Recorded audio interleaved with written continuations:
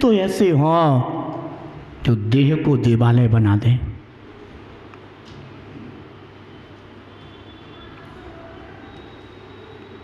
विचार करना,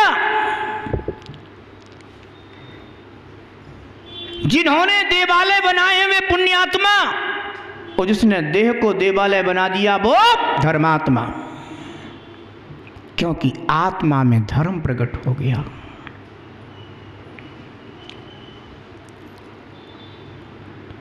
व्यवहार तीर्थ को देख करके भी जब इतना गौरव आता है, तो जिन्होंने इस चैतन्य तीर्थ को प्राप्त किया हो, बंधु वो तो हमारे लिए तीन लोक में सर्वश्रेष्ठ वंदनीय हो जाया करते हैं।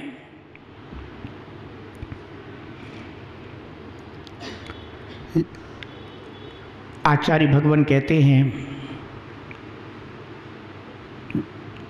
बुद्धम च बोहंतो अपारम चेयायम अणम च पंच महाभय सिद्धम णाणमयम जान चेदिहरम। जो आत्मा को ज्ञान स्वरूप जानता हुआ चैत्य स्वरूप अन्य आत्माओं को भी ज्ञान स्वरूप जानता है, पांच महाव्रतों से पवित्र उस ज्ञानमय आत्मा को चैत्यग्रह यानी चैत्यालय जानो। एक भव्य जीव चैत्यालय में बैठ करके प्रभु की आराधना करता है और फल प्राप्त करता है। एक निर्ग्रंथ योगी जंगल में बैठ करके आराधना करता है और फल को प्राप्त करता है। जंगल में बैठ करके उन्होंने साधना की थी क्या है? आजकल कभी कभी जब प्रसंग आ जाते हैं तो कभी यह भी सुनने को मिल जाता होगा, साधु जनों को तो जंगल में बैठकर तपस्या करना चाहिए, क्योंकि साधु लोग तो जंगलों में तपस्या करते थे।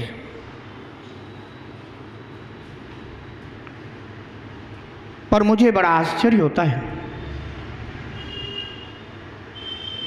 कि उन्हें यही पता नहीं है कि जितने भी निर्ग्रंथ योगी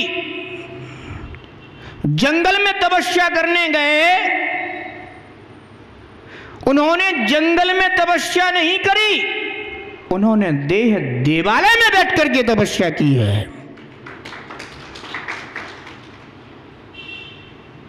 ऐसा नहीं है कि केवल जंगल में बैठने वालों को ही केवल ज्ञान हुआ हो। अरे ऐसे भी अनेकों भव्य जीव है कि जिन्हें जिनालय में बैठ करके भी केवल ज्ञान की प्राप्ति हुई है।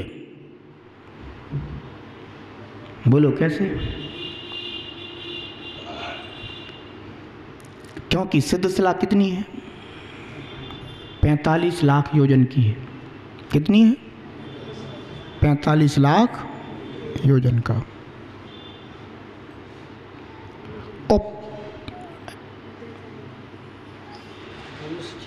और कितना 45 लाख योजन का सिद्ध क्षेत्र है, उतना ही क्षेत्र यहां से भी सिद्धत्व को प्राप्त हुआ है। अर्थात सिद्ध क्षेत्र, जितना सिद्ध क्षेत्र वहां है उतनी सिद्ध भूमि यहां है। ऐसा कोई स्थान नहीं जहां से कोई सिद्ध ना हुए हो। जहां तुम बैठे हो ना पारस, यहीं से भगवान सिद्ध हुए हैं। जहां हम बैठे हैं यहां से भगवान सिद्ध हुए। ऐसा कोई स्थान नहीं, सिद्धालय का 45 लाख योजन का कोई स्थान नहीं, क्योंकि सिद्ध तो सीधे जाते हैं। ये नहीं है कि यहां से पर जीना उतर के जाएंगे।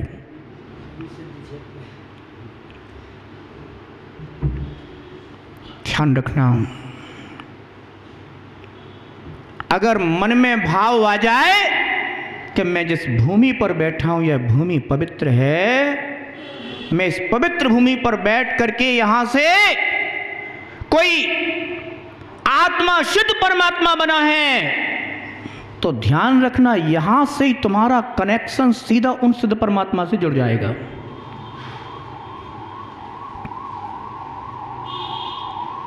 बंधुओं, इसे श्रद्धा का कनेक्शन कहते हैं।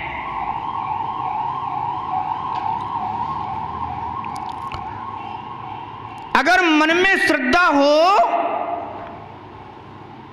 तो चाहे देव कितनी भी दूर क्यों ना हो, उनसे अपना संबंध स्थापित हो जाता है। ध्यान रखना।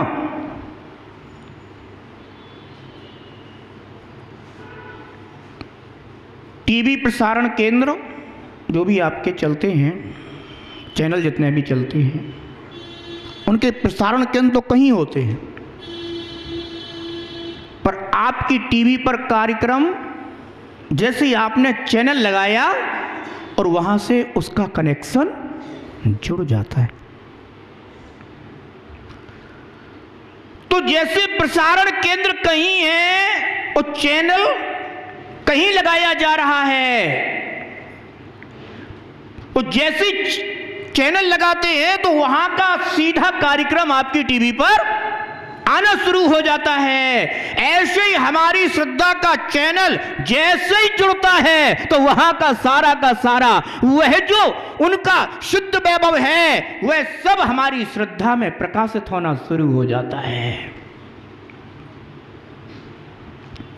अन्यथा हम सिद्धों की वंदना क्यों करते? हम अनंतों की वंदना कर रहे हैं, हम सिद्धों की वंदना कर रहे हैं, क्योंकि हमारी श्रद्धा में उनसे संबंध स्थापित हो जाता है। बंधुओं, पर आचार्य भगवान योगिंदु देव कह रहे हैं कि केवल व्यवहार तीर्थ से ही मत संबंध बना के रखना। निश्चय तीर्थ निज भगवान आत्मा, उनकी शरण में जाना, तभी तेरा चारित्र सफल होगा। और अगर तीर्थ और देवालय में ही तू फंस के रह गया तो ध्यान रखना, मोक्ष मार्ग वहीं पर रुक जाएगा। यही कारण है कि निर्ग्रंथ योगी इन सब विकल्पों से हट करके वे सिर्फ उनका एक ही संकल्प होता है, रत्नत्रय धर्म और रत्नत्रय धर्ममयी निज आत्मा। ऐसे रत्नत्रय धर्म की अनुभूति और रत्नत्रयवान आत्मा की अनुभूति में जो निरंतर रहा करते हैं वे सच्चे योगी। आचार्य भगवान कहते हैं कि ऐसा कोई बिरला पंडित होता है। कौन होता है? पंडित होता है। इस दुनिया में अगर कोई पंडित है तो निर्ग्रंथ मुनिराज। कौन है? निर्ग्रंथ मुनिराज। निर्ग्रंथ मुनिराजों का जो समाधि मरण होता है ना, उसको पंडित मरण कहते हैं। कौन सा मरण? पंडित मरण।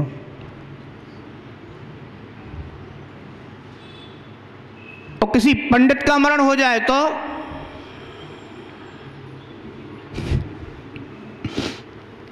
पंडित जी का मरण हो गया जो तो कह देंगे, पर पंडित मरण हुआ ये नहीं कहेंगे।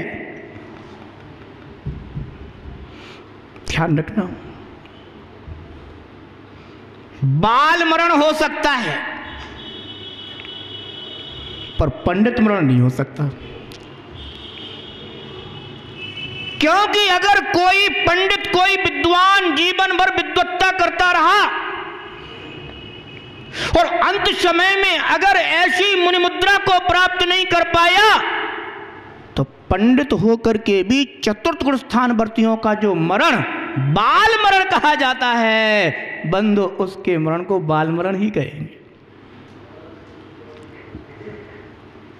तो पंडित कौन है? वास्तविक पंडित तो मुनिराज है। और जो मुनिराज को मुनिराज के रूप में देखे वह विद्वान है। ध्यान रखना। विद्वान कौन?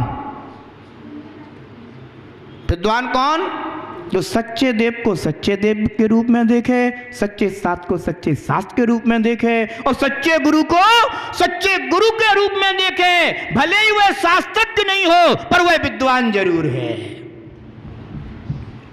इसलिए ध्यान रखना, अपने को तुच्छ मत समझना, हीन मत समझना। कोई विद्वान नगरी में आ जाए तो ये मत समझना कि जय हैं विद्वान, कहना हम भी विद्वान हैं, हमारी भी सच्चे देव सच्चे शास्त्र सच्चे गुरु में दृढ़ आस्था है। कोई ज्यादा ज्ञान की जरूरत थोड़ी ना है मोक्ष मार्ग में।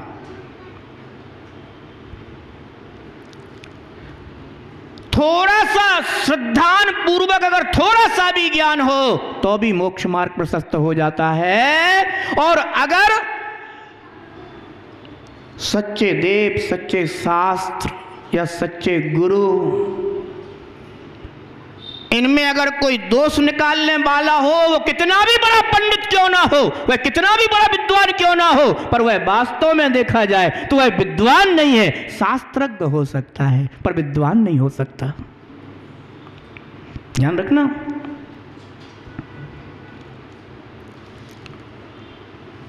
विद्वान वही है जिसके अंदर सच्चे देव शास्त्र गुरु के प्रति श्रद्धा है, वास्तविकता में उसी के अंदर विद्वत्ता है।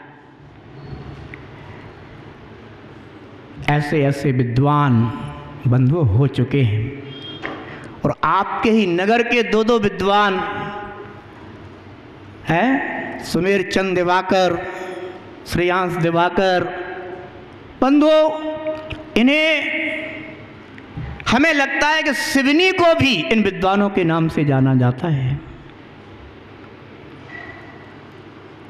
जिस समय मैं ब्रह्मचारी बना और ब्रह्मचर्य व्रत लेने के बाद ललितपुर में था तो मैंने कहा गुरुदेव से, हमने कहा गुरुदेव कोई शास्त्र दीजिए स्वाध्याय के लिए। तो आचार्य महाराज ने कहा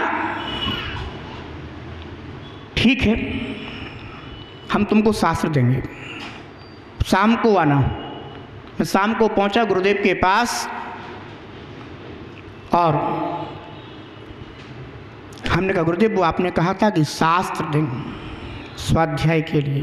मेरा पहला स्वाध्याय होना था ब्रह्मचारी बनने के बाद। गुरुदेव ने एक शास्त्र दिया जिसका नाम था चारित्र चक्रवर्ती। आचार्य शांति सागर जी महाराज की, जिसमें जीवनी थी और उसका लेखन किया था आपके ही सिवनी के विद्वान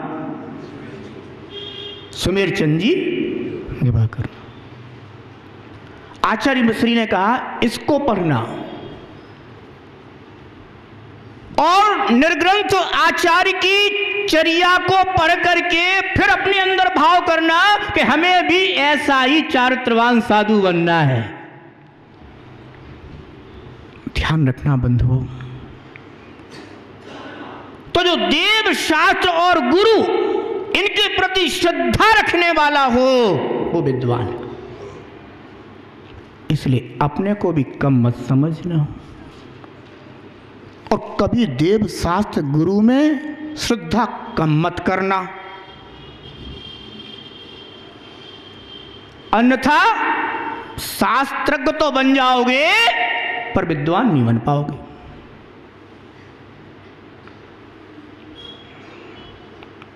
आचार्य भगवान कहते हैं कि भो निर्ग्रंथ मुनराज, भो निर्ग्रंथ योगी, ना तीर्थ में उलझना ना देवालय में उलझना।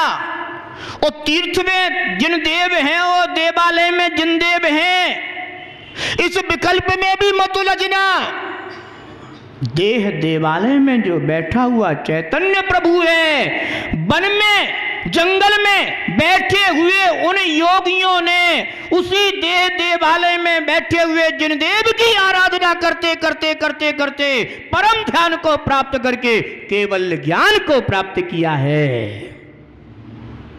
ऐसे देह देवालय में बैठे हुए चैतन्य देव की आराधना करना बंधुओं, इस पंचम काल में भी ऐसे शुद्ध बुद्ध ज्ञायक सच्चिदानंद स्वरूप निज भगवान आत्मा की आराधना करने वाले योगी विद्यमान हैं और वे आज भी अपने आत्मस्वरूप का अनुभव करते हुए अपने उस परम लक्ष्य को साधने में संलग्न हैं। ध्यान रखना, ऐसे जिन मुद्रा के धारी निर्ग्रंथ योगी अगर अपने को मिल जाए तो समझ लेना कि पंचम काल में भी साक्षात चतुर्थ काल का दर्शन हो रहा है। जीवन सम्यक दर्शनमय हो। सम्यक दर्शन अर्थात श्रद्धा, और वह सम्यक दर्शन निज आत्मा को जाने बिना प्रकट नहीं हो सकता। हाँ, इतना जरूर है कि हमारा सबसे पहले परिचय सच्चे देव, सच्चे शास्त्र, सच्चे गुरु से ही होता है। पर मैंने एक दिन कहा था कि ये वो निमित्त हैं जो हमारी आत्मा से हमें परिचय कराते हैं, और सम्यक दर्शन गुण, सम्यक ज्ञान गुण, चारित्र गुण ये हमारी आत्मा में ही होते हैं। और जब तक हमें अपनी आत्मा की भूमि में पाए जाने वाले रत्नत्रय गुण आदि का बोध ही नहीं होगा तो फिर हमें उन गुणों की प्राप्ति कैसे होगी। जहां जो वस्तु पाई जाती है उस स्थान का ही अगर अपन को ज्ञान नहीं होगा तो आप उस वस्तु को प्राप्त कैसे करेंगे। ध्यान रखना। तो सच्चे देव शास्त्र गुरु का श्रद्धान क्यों भैया, ये तो जो है ना व्यवहार सम्यक दर्शन कहलाता है कि अभी हमें निमित्त का श्रद्धान हुआ है, अब हमें निमित्त के माध्यम से आत्मा का ज्ञान करेंगे और आत्मा में जो गुण वैभव है उसको जान करके उसमें ही यह श्रद्धान ज्ञान चारित्र आदि अनंत गुण पाए जाते हैं। ऐसे गुण में आत्मा की श्रद्धा करेंगे तो बंधु हमें भी वह श्रद्धान ज्ञान चारित्र प्रकट होगा। इसलिए बंधुओं, निर्ग्रंथ बीतरागी संतों से अपन कहते ना कि आत्महित, तो आत्मा को जानोगे तब तो आत्महित होगा। और तुम आत्मा को ही ना जानो, कहते रहो गुरुदेव आत्महित की बात बताओ,